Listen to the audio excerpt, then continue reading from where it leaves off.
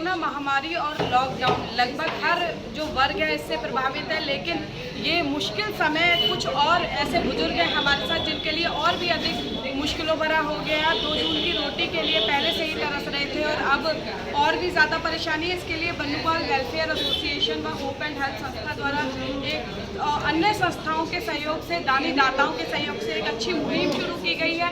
अब ये बुजुर्ग जो मैं आपको दिखा रही हूँ, अब इन्हें दोनों समय भरपेट भोजन मिल सकेगा, किसी के आश्रित नहीं रहेंगे। सबसे पहले इन्हीं की जुबानी सुन लेते हैं कि क्या कुछ बीत रही है इन पर और किस तरह से अब उनको जो ये संस्थाएं हैं सहारा बनकर उनके साथ जुड़ेंगी। क्या नाम है बाबा आपका? रमेश जी, कौन कौन है आपके परिवार में? अकेले रहते हैं? कहाँ रहते हैं? क्या परेशानी, खाने की क्या व्यवस्था रहती है आपकी?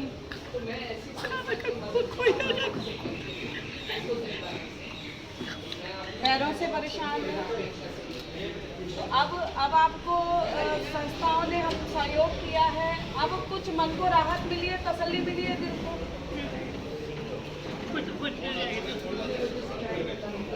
तो देखिए, टीस और दर्द दोनों नजर आता है। क्या नाम है?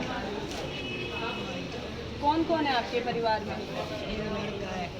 अच्छा, क्या करता है लड़का? सेवा नहीं करता? आप अकेले रहते हो? तो खाना वाना देते हैं आपको कि नहीं? तो कैसे गुजारा करते हो आप?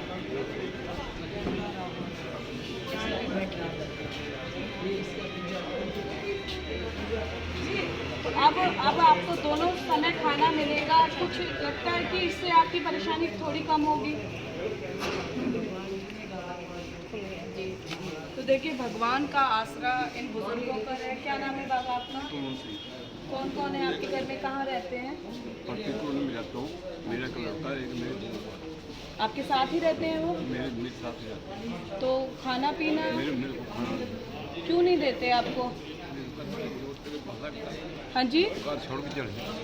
घर छोड़ के चले जाओ। घर आपका है या उनका है? आपका घर है।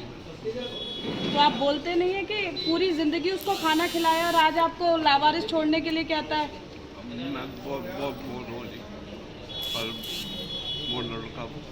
जिद्दी है।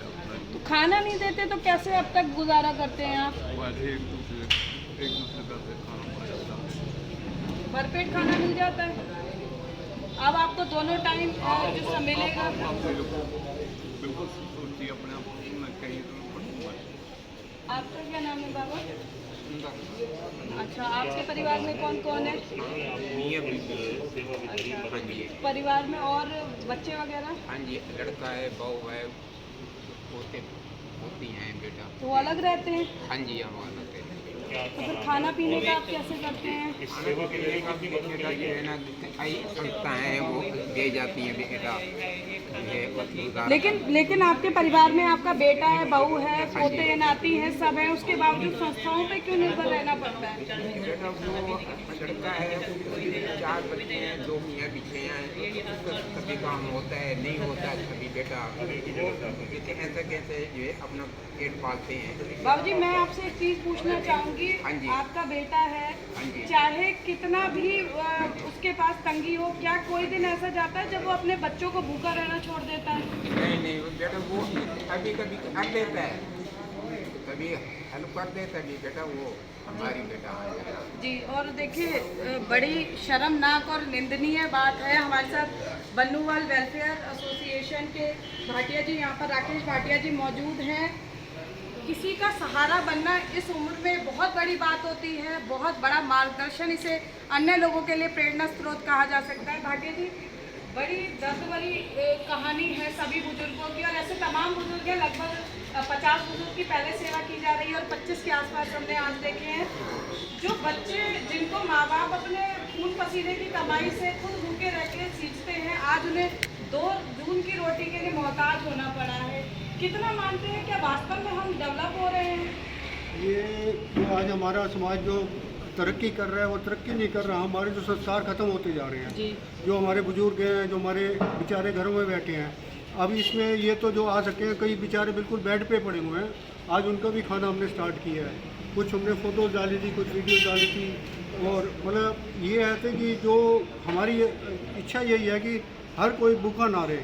पीछे भी हमने अभी लॉकडाउन में जो राशन बांटा, हमने 11,000 किट लोगों को खाना राशन किट्स बांटी। और उसके बाद हमारा ये था कि हमारे पास बड़ी सारी रिक्वेस्ट पेंडिंग चल रही थी, तो हमने हमारी जो MLA श्रीमती सीमा तिरसा जी, इन्होंने बोला जो भी मेरे संभव सहायता होगी तो हम करेंगे, आप मिलके सब करेंगे। तो आज हमने फिर ये नई शुरुआत कर दी है कि हम 25 लोगों को आज से स्टार्ट कर रहे हैं, और 50 की जो पेंडिंग है वो भी अब 15-20 दिन महीने में जैसा भी हमारे पास फंड्स आएंगे तो हम उसको भी शुरू कर देंगे। जी बिल्कुल, इनके जज्बे को हम सलाम करते हैं। भटकल विधायिका हमारे साथ सीमा तिरसा जी यहाँ पर मौजूद है। मैम, ये काफ़ी लोग आपके विधानसभा क्षेत्र से भी हैं, ऐसे बच्चों को क्या कड़ा संदेश देना चाहेंगी जो अपने माँ बापों को, जिन्होंने जन्म दिया, बड़ा किया और आज रोटी के लिए तक मोहताज किया हुआ है? एक तो ये फाउंडर मेंबर है हमारी शील से। मैं सबसे पहले बाबा जी की भीड़ को सिर निभाती हूँ, क्योंकि गुरुद्वारे के प्रांगण में मैं बैठी हुई हूँ और मेरे जितने बड़े बुजुर्ग उपस्थित हैं इनका चरण स्पर्श करते हैं। बहुत सारी चीज़ें आदमी की ज़िंदगी में घटती हैं और मेरे मन को हमेशा ऐसे लगता है कि कभी भी किसी को कोई दुख आए, ये ईश्वर की मर्ज़ी है।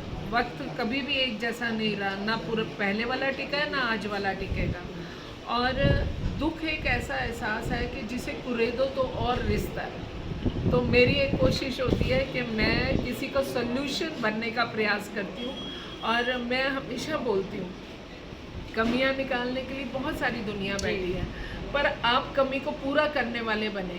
तो ये जो बनूवाल वेलफेयर एसोसिएशन है, ये पिछले वैसे कई सालों से बहुत सारे सामाजिक काम करती हुई आ रही है और पिछले साल से मतलब लगभग 1.25 साल हो चुका है इनको, बुज़ुर्गों को खाना मैं कहती हूँ अगर ऐसा काम कर रहे हैं तो ये किसी के ऊपर एहसान नहीं कर रहे हैं, ये अपने माँ बाप के दिए हुए संस्कारों को जिंदा रख रहे हैं अपने क्रियाकलाप के माध्यम से।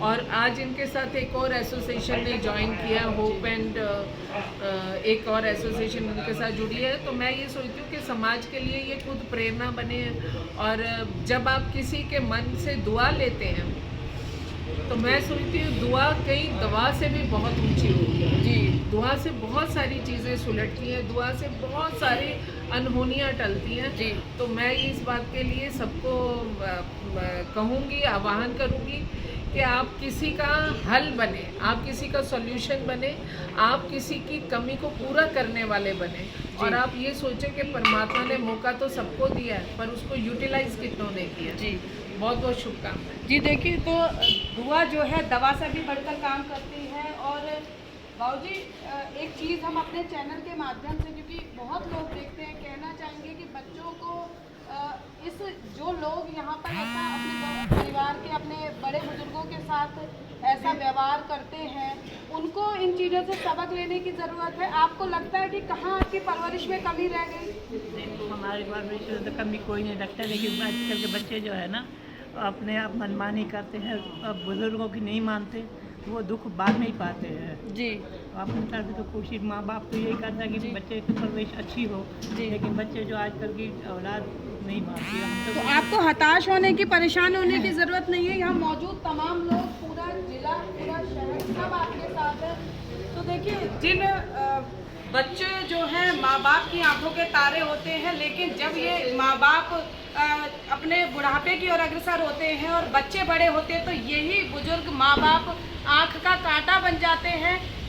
पंजाब केसरी की टीम लगातार बार बार ये कहती है कि माँ बाप से बड़ी कोई सेवा नहीं होती और ऐसे लोग, ऐसे बच्चे जो अपने माँ बाप को अपना बोझ समझे और तिल तिल मरने के लिए विवश कर दे, ऐसे लोगों का सामाजिक बहिष्कार होना चाहिए। ताकि और साथ में जो नहीं तो जो परिस्थितियां हैं, कहते हैं कि जो समय है वो अपने आप को दोहराता है, कहीं ऐसा ना हो। ऐसे लोगों को हम चेतावनी देना चाहेंगे कि कहीं अगला नंबर कुछ सालों बाद उनका हो और वो शायद इसी जगह बैठें और वो अपने बच्चों से अपनी तीमारदारी की, अपने भोजन के लिए किसी और के आश्रित नजर आए। फरीदाबाद से पूजा शर्मा, पंजाब केसरी टीवी।